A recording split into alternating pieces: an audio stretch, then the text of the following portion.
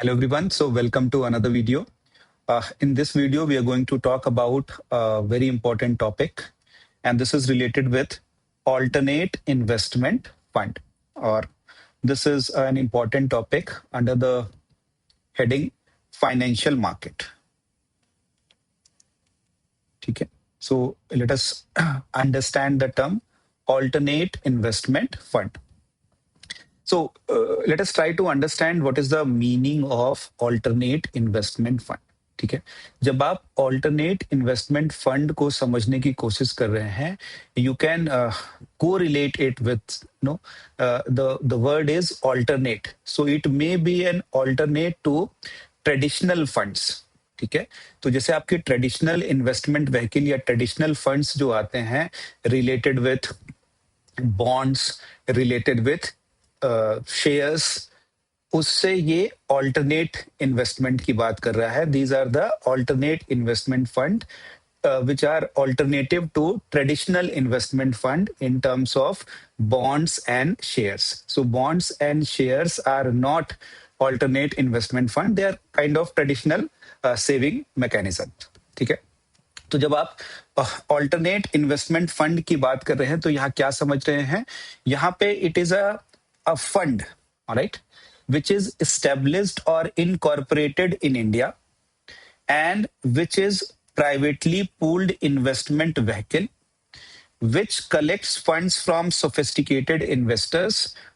These investors can be Indian or foreign origin, and this fund is for investing in accordance with a defined investment policy for the benefit of investors. So what we are trying to say here, that there is a fund, all right, which is established. Who can put money in this fund? Investors can put money in this fund, and these investors can be Indian investors or these investors can be foreign investors. ठीक है, तो एक ये है fund establish हुआ है. कहां पे एस्टेब्लिश हुआ है? This has established in India, alright.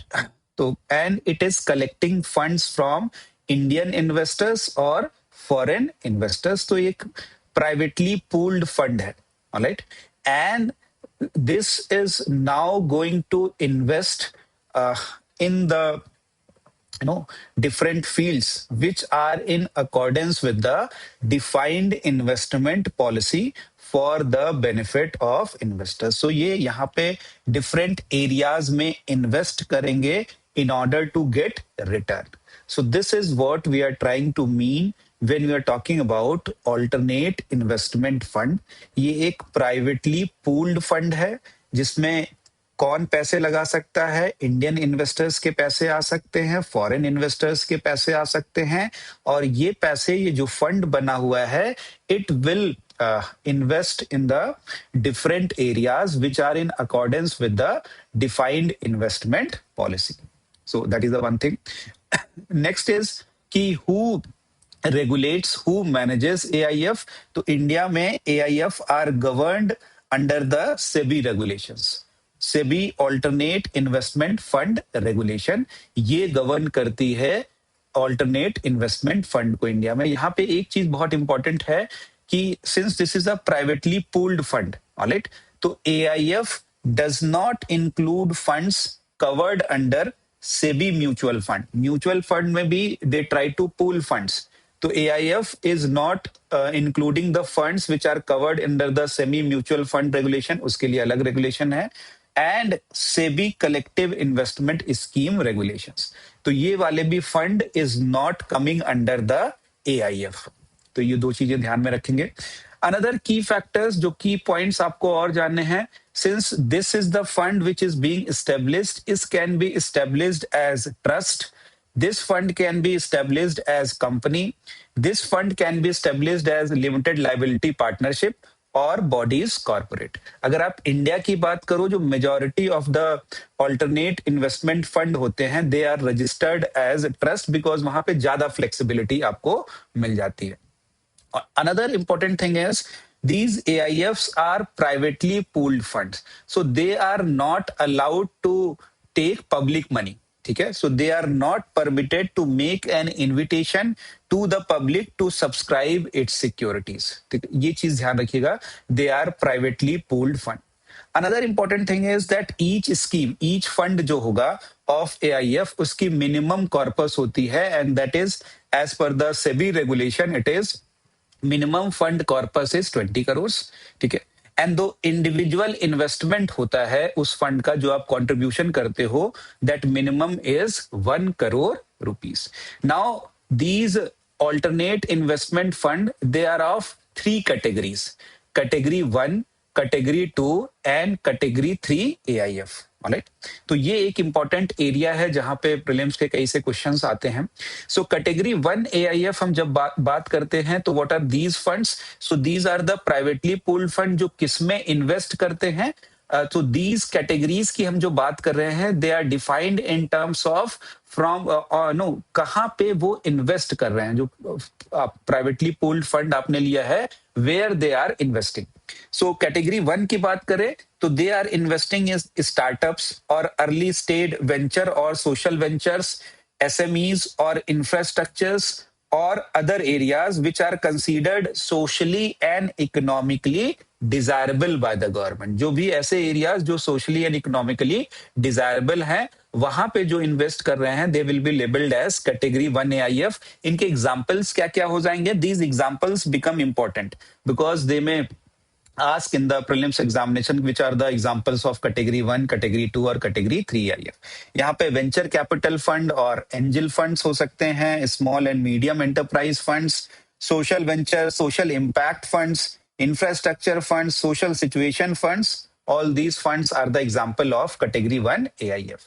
Similarly, जब आप category 2 AIF की बात करते हैं तो one of the simpler definition of category 2 is that जो ना कि category 1 होते हैं और ना ही category 3 होते हैं, they are coming under the category 2 AIF. तो यहाँ पे कोई ऐसा specific incentives या concessions कुछ government provide नहीं कर रही है, and they also do not undertake leverage, that is borrowing, other than to meet day-to-day operational requirement.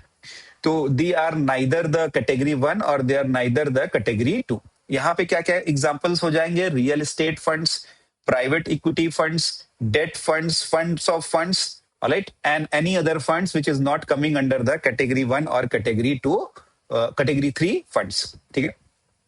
When you talk about category 3 AIF, these are the privately pooled funds. These are the AIFs which invest in very risky ventures.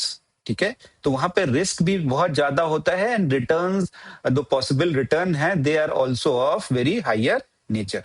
तो these are the fund that trade with a view to make short term returns, employ diverse or complex trading strategies, and may employ leverage including through investment in listed or unlisted derivatives. यहाँ पे क्या example है? For example hedge funds, pipe funds etcetera. ये examples है category 3 IF की. बहुत high risk areas में they try to invest. तो these are the 3 categories of AIF: category 1, category 2 and category 3, and these are the examples of category 1 and category 2 and category 3 AIF. Now अगर आप different investment vehicle की बात करो, for example what are the different investment vehicles जो अभी India में present है? For example mutual fund is there, जो recently launched इन्वेस्टमेंट व्हीकल है, न्यू इन्वेस्टमेंट व्हीकल जो लॉन्च हुआ है सेबी द्वारा, that is specialized investment fund. Then we have portfolio management services, and then we have alternate investment fund. Mutual fund क्या होता है? Entry barrier बहुत कम है. आप 100 रुपीज, 200 रुपीज, 300 रुपीज से you will be start investing in the mutual fund. यहाँ पे भी फंड पूल करके they are investing in shares and other areas. तो this is what is mutual fund. यहाँ पे भी they are regulated by SEBI. Alright. तो यहाँ पे बहुत लो एंट्री बैरियर है. Alright. And they are highly liquid. Alright, and another important thing is that is standardized investment strategy. ऐसा कोई personalized नहीं है, किसी को personalized बहुत ज्यादा इन्वेस्टमेंट नहीं है, सबके लिए सिमिलर म्यूचुअल फंड है, and you just subscribes to mutual fund और वो सबके लिए सेम नेचर ऑफ रिटर्न्स देगा. Alright, तो ये एक इंपॉर्टेंट है. सिमिलरली जो स्पेशलाइज्ड इन्वेस्टमेंट व्हीकल है which has been recently launched by the know SEBI, यहाँ पे क्या है, मिनिमम इन्वेस्टमेंट इज 10 लाख। यहाँ पे मिनिमम इन्वेस्टमेंट बहुत कम है, ऑलराइट, 100 200 500 से you can start SIP, alright. तो यहाँ पे 10 लाख है minimum investment, and it is lower entry barrier than PMS and AIF। Portfolio management services, जहां बहुत ज्यादा पर्सनलाइज्ड स्ट्रेटजी आप देखते हैं, डिपेंडिंग ऑन क्या आपका क्या नेचर है, रिस्क टेकिंग एबिलिटी क्या है, रिस्क एपेटाइट क्या है, know how long term strategy करना है या शॉर्ट टर्म स्ट्रेटजी करना है, based on your personalised nature of investing, वो आपकी सारी इन्वेस्टमेंट स्ट्रेटजी लगाते हैं। That is what is portfolio management services. यहाँ minimum ticket size is 50 lakh and high degree of personalisation होता है, ठीक है। तो दैट इज द आइडिया कि actively managed and bespoke asset allocation कर रहे हैं, बट यहाँ पे higher cost is involve because they will try to provide you a very bespoke services, very personalize services, so cost is very high. Similarly last में alternate investment fund, alright. तो यहाँ पे अगर देखा जाए तो in comparison to let us से mutual fund this, से यहाँ पे थोड़ा सा लेस रेगुलेशन होता है, right? Here minimum is investment which is starting is rupees 1 crore. There are 3 categories होती है, category 1, category 2, category 3. Alright, less liquidity होती है because lock-in periods थोड़े से ज्यादा होते हैं। यहाँ पे lower regulatory oversight है, and किसके लिए ये ideal है? High net worth individuals, जो institutional investors हैं, जिनका risk appetite थोड़ा ज्यादा है, वहां पे alternative investment fund की सकता है। तो different types of investment vehicles based on your know fund कितना है आपके पास इन्वेस्टमेंट करने के लिए, रिस्क एपेटाइट कितना है, know what is your nature की शॉर्ट टर्म में पैसे कमाने हैं, लॉन्ग टर्म में पैसे कमाने हैं, all those things based on that mutual fund, specialized investment fund recently launched है, portfolio management services and alternative investment funds. So these are the different types of investment vehicle which are there in India. All right. So these are some of the things which is related with the alternate investment funds. I will see you in the next video. Thank you, everyone.